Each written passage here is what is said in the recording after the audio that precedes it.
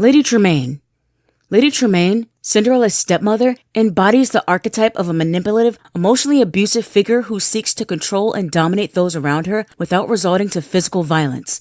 On the surface, she appears as a refined and composed woman, but beneath that facade lies a cruel and calculating character, focused entirely on her own ambitions and desires. Classic villain move. She looks nice, but not so much on the inside. Unlike many Disney villains, Lady Tremaine doesn't rely on magical powers or physical threats to enforce her will. Instead, she wields control through psychological manipulation, guilt, and emotional neglect. Lady Tremaine's villainy begins the moment she enters Cinderella's life. She doesn't have to explicitly harm Cinderella to suppress her. She does so by creating a toxic, emotionally charged environment. It's like living with a constant buzzkill. Her constant criticism, the way she belittles Cinderella's dreams and reduces her to servitude, is a calculated effort to keep her from aspiring beyond her station. Through this, she effectively crushes Cinderella's spirit, making her feel worthless and unworthy of anything more than the chores she's assigned. We get it, Lady Tremaine. Just let the girl dream. What makes Lady Tremaine particularly insidious is the way she paces her cruelty. She doesn't lash out impulsively. Instead, she acts methodically, carefully observing situations and exploiting Cinderella's moments of vulnerability. She's like a chess player, but with pure evil in mind. For example, when the Grand Duke arrives to find the owner of the glass slipper, Lady Tremaine manipulates the situation by locking Cinderella away in a tower to prevent her from trying on the slipper, thus ensuring that her own daughters have a shot at winning the prince's favor. Stepmother of the year right here, folks. Her manipulation is always subtle, making it hard for others to pinpoint her actions as malicious. She plays the part of a concerned, responsible stepmother, while behind the scenes, she pulls the strings to ensure her daughters have what they want, regardless of the cost to Cinderella. Talk about a double life, and not the cool secret agent kind. Her relationship with her daughters is another key aspect of her villainy. While she appears to show love for them, it's only conditional, based on how well they can serve her goals. I mean, it's only love if it's useful, right? She constantly encourages their poor behavior, turning them into greedy, shallow women who are more concerned with status and wealth than kindness or humility. Lady Tremaine's ability to prioritize her own desires over the well-being of others is perhaps the most evident when she encourages her daughters to fight over a glass slipper that should rightfully belong to Cinderella. If this isn't family dysfunction, I don't know what is. Unlike many other Disney villains, Lady Tremaine doesn't rely on magic or brute force to maintain control. Her true power lies in her ability to subdue others with her cunning coldness and ruthless manipulation. Her superpower? Guilt trips that would make any therapist sweat. Her villainy isn't loud or overt, but it's just as destructive, if not more so, than the other more outwardly frightening villains in the Disney universe. She's like the villain who gets under your skin without you even realizing it, until it's too late. Shan Yu. Shan Yu, the brutal leader of the Hans, is a villain whose sole desire is to destroy and conquer. Unlike villains who seek power for wealth or status, Shen Yu's goal is the complete annihilation of anyone who opposes him. If world domination is a hobby, Shen Yu's got it covered. His physical presence alone makes him terrifying. Tall, imposing, with an intense gaze and a chilling air of authority, he commands respect not through strategy or charm, but through pure strength and intimidation.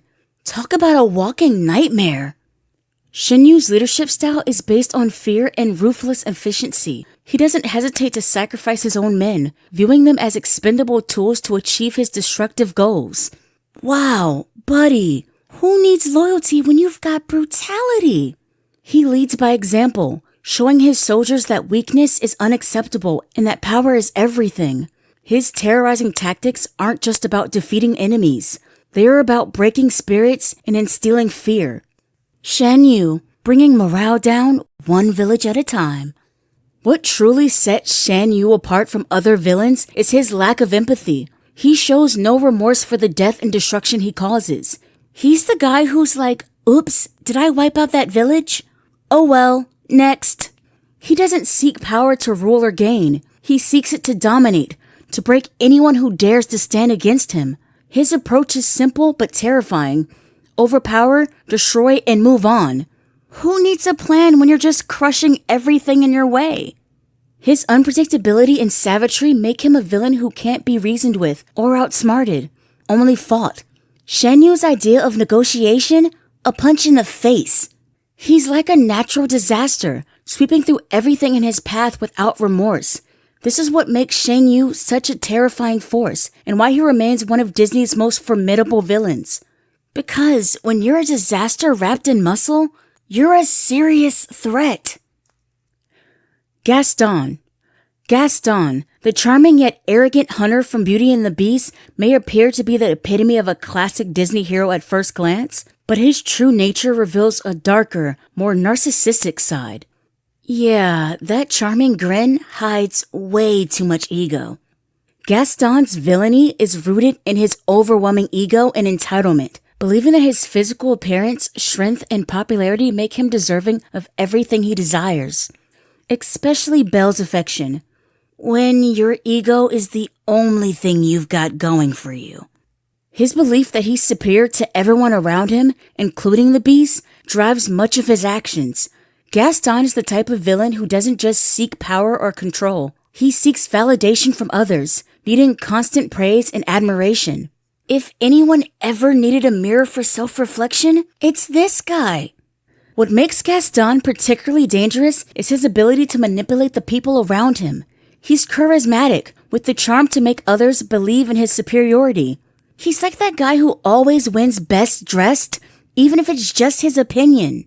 He uses this to rally the villagers against the Beast, painting him as a monster and portraying himself as the town's savior. His need for control is evident in how he manipulates both the people around him and his relationship with Belle, disregarding her wishes and desires in favor of his own. Gaston's motto? Everyone loves me, and if you don't, I'll force you to. Gaston's actions are driven by self-interest and an insatiable desire to prove his worthiness, even if it means hurting others. In his pursuit of Belle, Gaston becomes increasingly obsessive and violent. When I love you turns into I'll do anything, that's when you run. When he realizes Belle doesn't return his affections, his obsession turns to rage. This jealousy and insecurity, combined with his inflated sense of self-importance, makes him a dangerous figure, one who will stop at nothing to get what he wants. We get it, buddy. She's just not that into you. Prince Hans. Prince Hans of the Southern Isles starts off as the charming and seemingly perfect suitor for Anna in Disney's Frozen. However, his true nature is revealed later in the film, and his villainy is rooted in his manipulative and self-serving behavior. At first, Hans appears kind-hearted and genuinely interested in Anna, but his actions are a calculated attempt to secure power. His real goal is not to marry Anna out of love, but to use her as a stepping stone to take control of the throne of Arendelle. Oh, Hans, just a touch too ambitious for our liking, huh? His charm is nothing more than a mask to conceal his ambitious and ruthless nature. Hans's true villainy is revealed when he attempts to kill Elsa and frame Anna for her death in order to claim the throne. Yeah, that's not exactly love at first sight, is it? His cruelty is exposed when he leaves Anna to die in an icy storm, showing his complete disregard for her life. No frozen heart, huh? What makes Hans particularly dangerous is his ability to deceive everyone around him. He uses kindness and flattery to gain Anna's trust, all while planning to betray her. Hans, the guy who makes you feel special, until he stabs you in the back. His calculated manipulation is a key element to his character.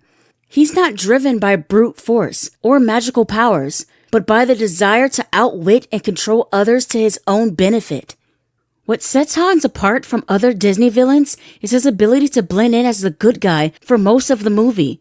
His charm and politeness disguise his true intentions, making his betrayal all the more shocking.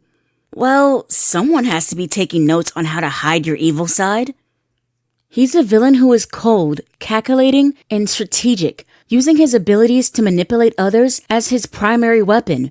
Unlike many Disney villains, Hans doesn't rely on force or cruelty outright, Instead, he undermines his enemies with subtlety, making his villainy even more insidious. Who needs a sword when you've got a smooth talker like Hans? Prince Hans's character is a commentary on the dangers of unchecked ambition and deception. His charm and seemingly noble exterior hide a person willing to do whatever it takes to gain power, even at the cost of others' lives. Nice guy act. Right into the moment the curtain falls. Hans. His downfall is a result of his own arrogance, believing he could outsmart everyone and get away with his plan. Plot twist? He didn't. Queen of Hearts. The Queen of Hearts from Alice in Wonderland is one of the most iconic Disney villains. Known for her fiery temper, irrational behavior, and extreme authoritarian rule, her villainy is driven by a need to control everything around her, particularly through fear and punishment. She's got one rule. Every day is National Rage Day. The Queen's reign is one of chaos, where logic and reason have no place, and her famous catchphrase, "Off with their heads," is a constant threat hanging over anyone who dares to cross her. A queen who thinks everything deserves a beheading? She's not a fan of diplomacy. Her tyrannical rule is not based on any specific goal or reason. She simply enjoys wielding power and exerting dominance. Apparently, ruling by tantrum is the new trend. The Queen's character is an exaggerated caricature of a dystopic ruler, constantly lashing out at those around her for the slightest offenses. She's got a one-track mind. Fury, fury, more fury. She's impulsive, erratic, and prone to fits of rage, making her a dangerous figure to deal with. What makes her particularly threatening is her unpredictability. There is no telling when she will snap, and no one is safe from her sudden bursts of fury. It's like playing Russian roulette, but with words. Her power lies not in her intellect or strategic thinking, but in her ability to instill fear and use that fear to manipulate others into doing her bidding. It's not about winning. It's about scaring your way to the top. Her obsession with control is clear, especially when it comes to her court of playing cards, who are constantly at her mercy and must obey her commands without question. What makes the Queen of Hearts stand out is her lack of self-awareness. She's so absorbed in her own world of power that she doesn't understand how ridiculous or dangerous she truly is. She's the kind of queen who thinks she's a genius, but only in her head. Her entire approach to ruling is based on whim and temper, rather than reason or fairness. In this way, she represents the dangers of unchecked power. When a leader is driven solely by personal emotion and a thirst for dominance, those under their rule suffer. I mean, at least some rules would help, right? Her reign is one of terror and irrationality, with no room for dissent or reason. Her rule is basically no logic, no mercy. Her lack of empathy and self-control make her a classic example of a tyrant, and her unpredictability is what makes her such a terrifying presence in Wonderland. There's no reason to her madness, just chaos everywhere. The Queen of Hearts is a reminder that those who rule through fear and capriciousness often leave chaos in their wake. Just try questioning her. You might lose your head. Literally. Dr. Facilier. Dr. Facilier, also known as the Shadow Man, is the villain in The Princess and the Frog. He is a smooth-talking, charismatic voodoo witch doctor who uses dark magic to manipulate others and achieve his goals. A villain and a salesman? Talk about two birds, one stone. Unlike other villains who rely on physical strength or brute force, Dr. Facilier's true power lies in his ability to control people through deception, magic, and manipulation. His villainy is fueled by a desire for wealth and status, and he is willing to make dangerous deals with dark forces to get what he wants. Dr. Facilier's charm and confidence make him a particularly dangerous figure. He presents himself as a helpful, friendly character, gaining the trust of others by offering them what seems like an easy way out of their problems. He's got all the charm of a used salesman, but with darker intentions. His use of magic and his connections to the spirit world give him the power to influence and control the people around him. His smooth demeanor masks the true extent of his ruthlessness, as he's not afraid to betray or manipulate others to further his own ambitions. Dr. Facilier's motto? I could sell you the moon, but don't ask for the receipt. His ultimate goal is to take over the kingdom, and he's willing to go to any lengths, including summoning dark forces, to achieve it. What's a little dark magic when you've got everything to gain, right? Dr. Facilier is a reminder of the dangers of shortcuts and tempting offers. His charisma and ability to weave a compelling narrative make him particularly dangerous, as he uses people's desires and fears to manipulate them into making deals they can't possibly win. He's the guy who will offer you a deal that sounds too good to be true. And it totally is. His downfall is a direct result of his own arrogance. He believes he can control the dark forces he has summoned, but in the end, they turn on him. Well, that's what happens when you try to cheat the system. Mother Gothel. Mother Gothel, the villain from Tangled, is a master manipulator who uses her cunning and deceit to control Rapunzel. At first glance, she may appear nurturing and caring, but underneath her facade is a woman driven by selfishness and obsession. Mother Gothel's villainy is rooted in her desperate need to remain young and beautiful, which she achieves by using Rapunzel's magical hair to reverse aging. She's got that fountain of youth, but with a few creepy steps. She sees Rapunzel not as a daughter, but as a tool, something to be exploited for her own personal gain. Gothel's manipulation of Rapunzel is subtle yet deeply damaging. She convinces Rapunzel that the world outside her tower is dangerous, filling her mind with fear and convincing her that she's the only one who truly cares for her. Gothel, trust me, I'm the only one who gets you. Yeah, that's manipulation 101. Mother Gothel uses emotional manipulation to isolate Rapunzel, making her believe that she is incapable of surviving in the outside world without her. She uses love as a weapon, ensuring that Rapunzel depends on her and stays loyal to her, even as Gothel treats her with neglect and cruelty. Gotta love a villain who uses love as a weapon. What makes Gothel particularly dangerous is her ability to blend genuine affection with manipulation. She doesn't openly abuse Rapunzel. Instead, she carefully crafts a relationship based on false love and protection. By doing so, she keeps Rapunzel confined to the tower where she can maintain control and continue to use her hair to sustain her own youth. False love? Real creepy. Gothel is able to control Rapunzel's life choices and actions simply by playing on her insecurities and fears, making her a villain who is psychologically dangerous rather than physically overpowering. She's not physically dangerous, but emotionally, a nightmare. Mother Gothel's villainy also extends to her refusal to let go of Rapunzel, despite the girl's clear desire to experience the world. She represents the toxic aspect of attachment. When a person's love becomes possessive rather than nurturing, it becomes a means of control. When love locks you in a tower, yeah, that's a problem. Gothel's ultimate downfall comes when she loses control of Rapunzel, as the young woman finally breaks free from her manipulation. Plot twist. Freedom wins. Yzma. Yzma, the villain from The Emperor's New Groove, is a scheming, power-hungry character with a flair for dramatic villainy. Initially introduced as the royal advisor, Yzma betrays Emperor Kuzco to take the throne. Classic villain move. You're in charge, but I want the throne. What makes Yzma memorable is her eccentric personality, mixing greed, vanity, and unpredictability. While she lacks physical strength or magical powers, she compensates with a cunning and a ruthless drive to get what she wants. Yzma's villainy comes from her refusal to accept being overlooked. She concocts elaborate plans to kill Kuzco, even turning a simple potion into a multi-fell saga. 1 potion down, 8 more to go. Her plans are constantly thwarted by her own ridiculousness, making her both dangerous and comically delusional. Yzma's superpower? Persistence and failure. Yzma's persistence and refusal to back down, even when her plans fail, make her a compelling villain. She's got determination, I'll give her that.